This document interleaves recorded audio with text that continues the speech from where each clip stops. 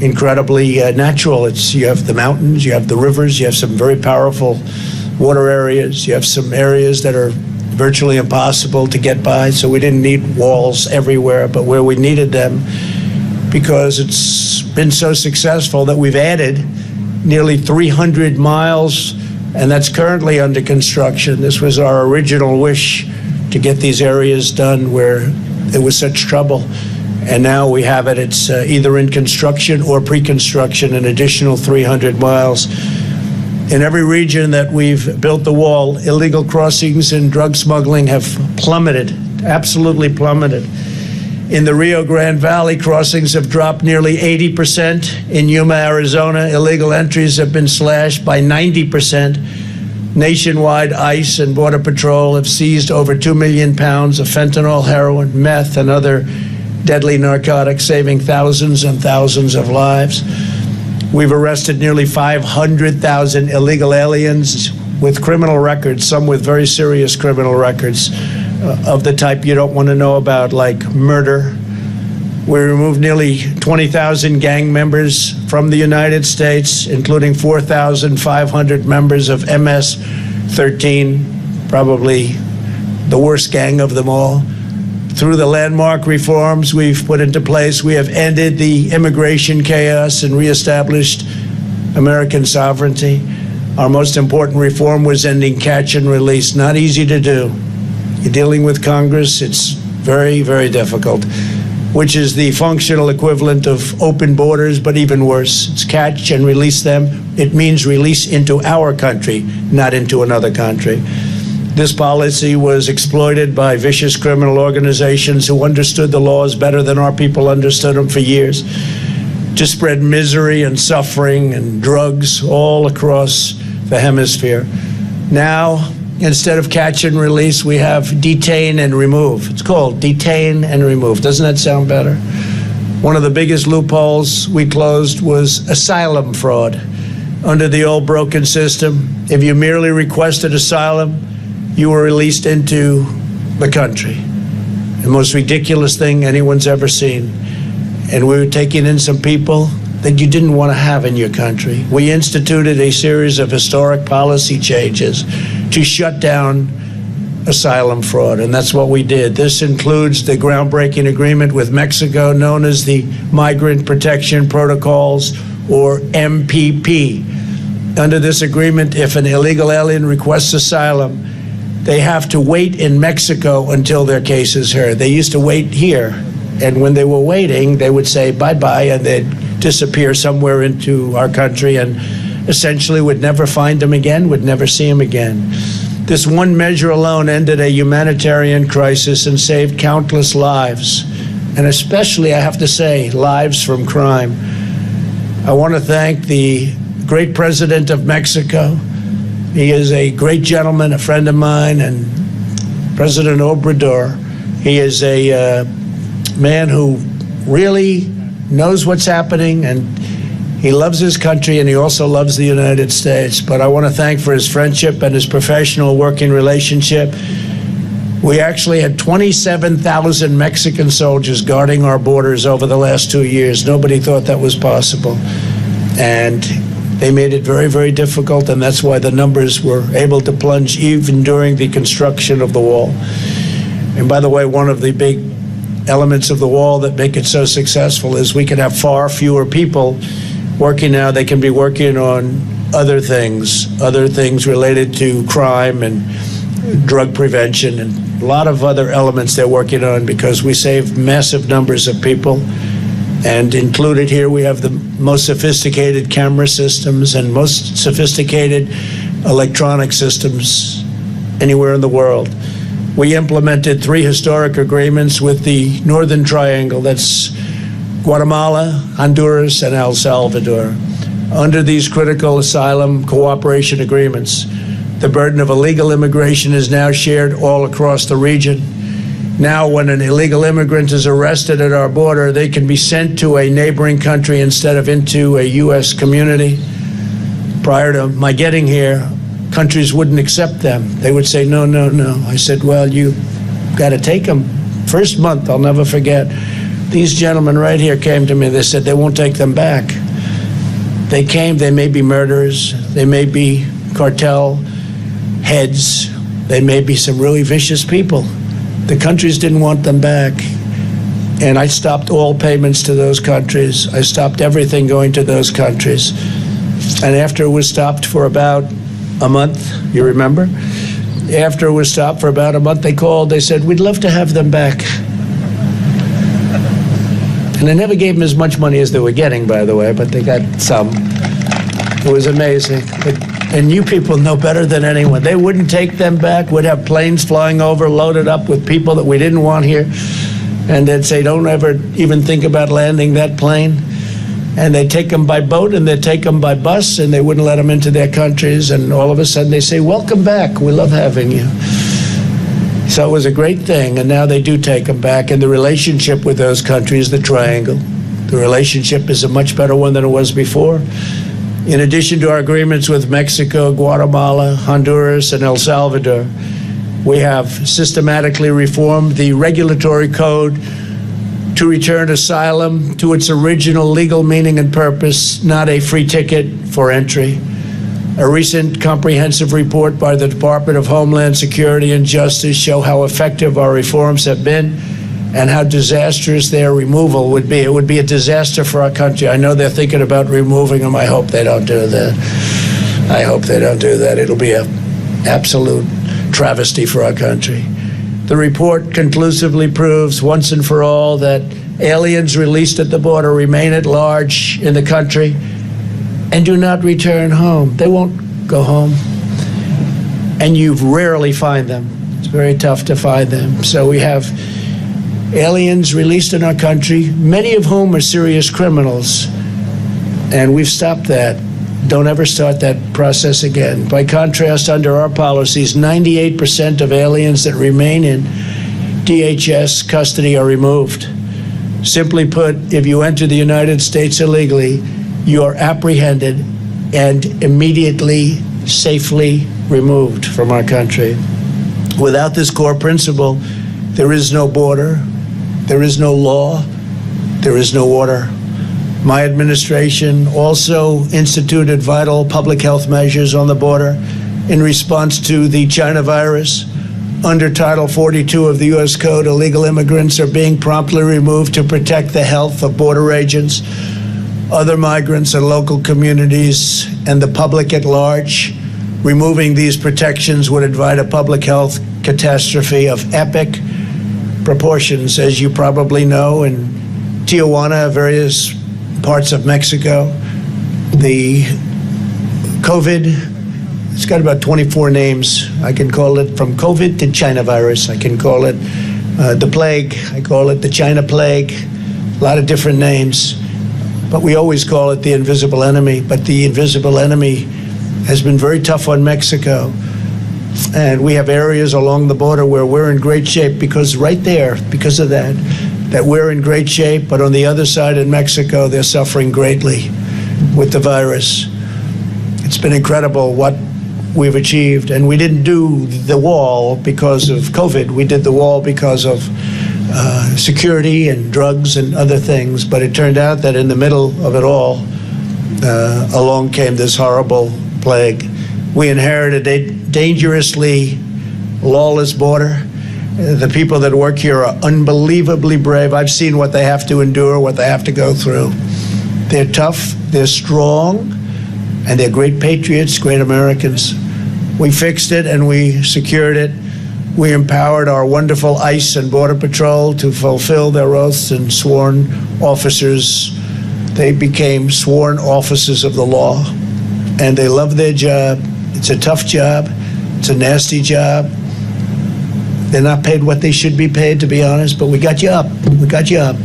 But these are incredibly talented people. They could probably do a lot better in terms of economics than they do here, but they love what they do and they love their country. We also put into place vital measures to protect American workers, keep out terrorists, and stop the abuse of our welfare system, where they'd come up, go in our welfare system, and live for years on American welfare without ever having a job. We also have, and we had, but we have them all the time. We have terrorists from the Middle East coming into our country through the southern border. That was before what you see right here, because it was easier to come into our country through the southern border than it was through airports or any other means. So they'd land in South America and they'd work their way up and they'd come into our country. And these are not people from the countries that you would suspect. These are people from some very seriously dangerous places in the Middle East. And the numbers are far greater than anybody would understand, really far greater. Removing any of these measures would hamstring our workers, endanger our country, and cost taxpayers hundreds of billions of dollars a year. No matter our party, we should all agree on the need to protect our workers, our families, and our citizens of all backgrounds, no matter who they are. In particular, if our border security measures are reversed, it will trigger a tidal wave of illegal immigration, a wave like you've never seen before. And I can tell you that already waves are starting to come up from 2,000 and 1,000 and 500 miles away. We see what's coming. And they're coming because they think that it's gravy train at the end. It's going to be a gravy train. Change the name from the caravans, which I think we came up with, to the gravy train, because that's what they're looking for the gravy. This will be an unmitigated calamity for national security, public safety, and public health. It would destroy millions and millions of jobs and claim thousands of innocent lives. The policies I put into place are uniformly and strongly supported by the men and women of ICE and Border Patrol. We worked on them together, just like we did on the wall. We worked on the policies together, because nobody knows this whole world better than the incredible people right in front of me. To terminate those policies is knowingly to put America in really serious danger and to override the great career experts that have worked so hard, those from DHS. At this very moment, smugglers and coyotes are preparing to surge the border if our policies are loosened or removed. I mean, they're literally waiting. Big groups of people, some of them very unsavory, I might add. This is an entirely preventable tragedy. It's waiting to happen. The safety of our nation must come before politics. We have many disagreements in the country, but we should all agree the urgent need to secure our borders, protect our homeland, and allow law enforcement to fulfill its mission without political interference.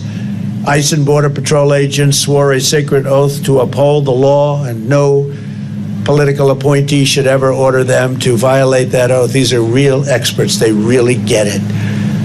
And I'll tell you who else gets it. The Hispanic population of our country gets it.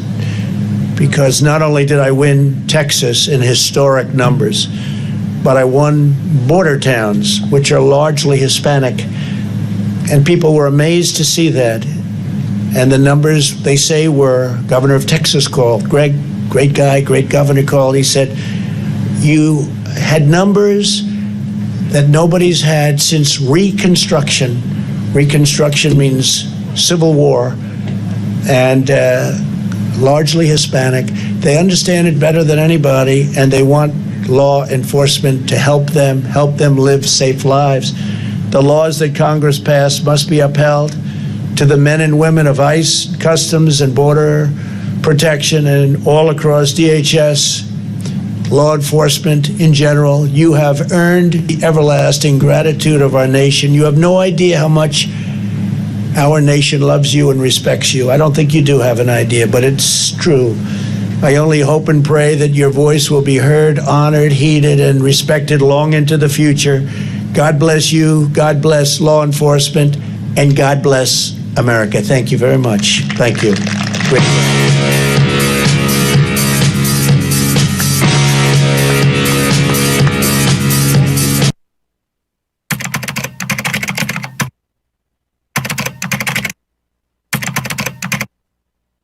I found a way to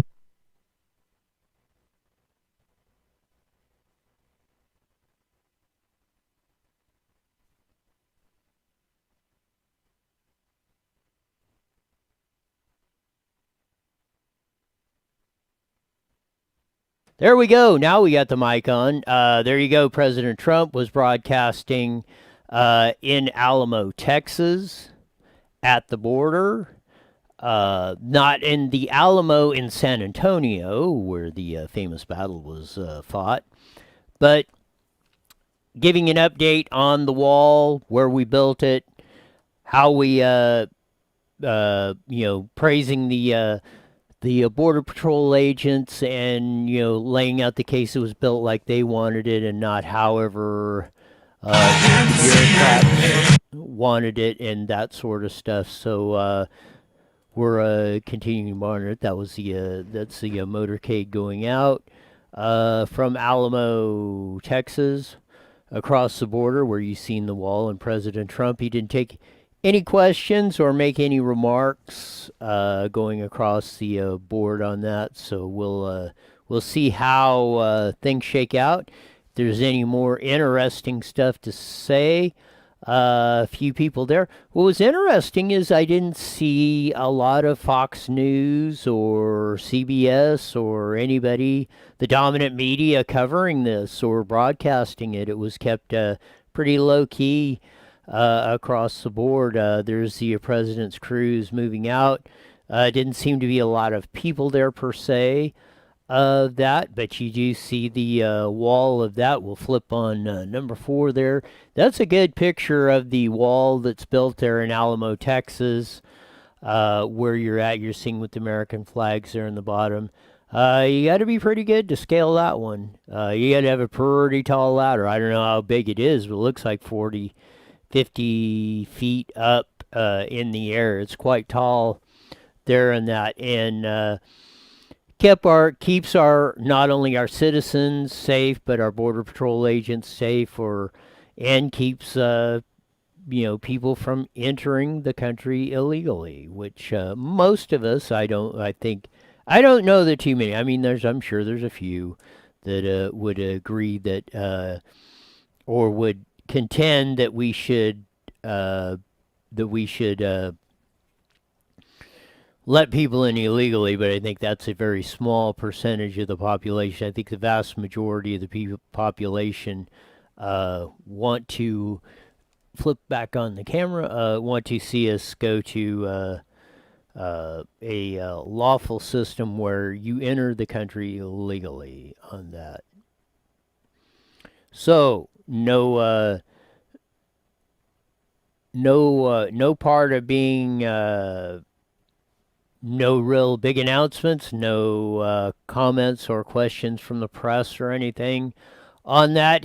Trump gave a very eloquent speech of why and how the wall got built, praised the federal border patrol agents that work that and put their lives on the line every day to keep our country protected. So we'll be back. We're pending any further big announcements or breaking news. We'll be back live at 5 with Steph and Roy, as we do on IE Newswire on Facebook, Twitch, and YouTube. And joining in, starting and adding into our vast video audience, we have KMET, 1490 AM, broadcasting all over the AM dial. We'll give you this story, Trump at the border, and everything else that's up and down and going on in this crazy world. Donnie Edison just released his book. We'll have him on as an interview too. So until live at 5, see ya.